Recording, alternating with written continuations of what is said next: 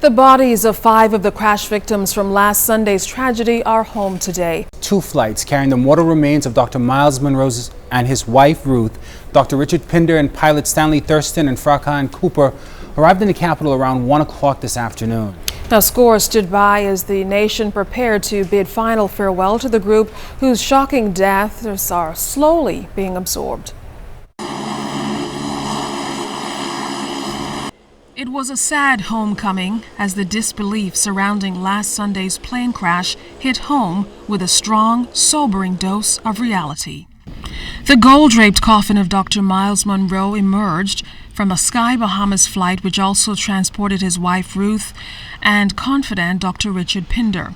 A Flamingo Air flight transported the bodies of the 2 pilots.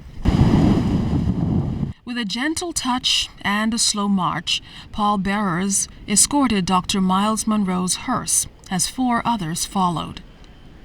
It was the first opportunity to posthumously honor Pastor Myles and Ruth Munroe, Pastor Richard Pinder, and Captain Stanley and Frachan Cooper. Seated inside Bahamas Air's hangar at the Lynden Pindling International Airport, there were quiet tears among the families and a presence which spoke loudly to the love and respect the group commanded. The first memorial allowed some of the early tributes.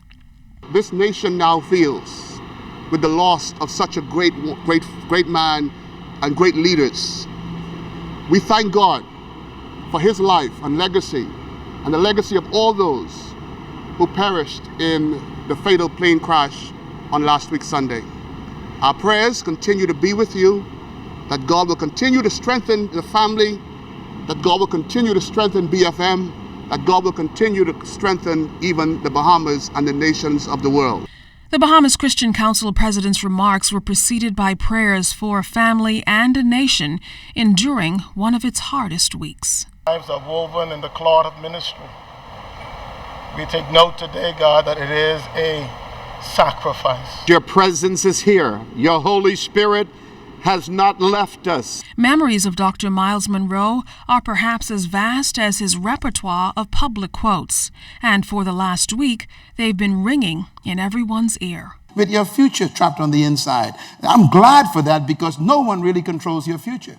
It's inside you. And as he and his associates make their final journey, the consolation is in the unforgettable story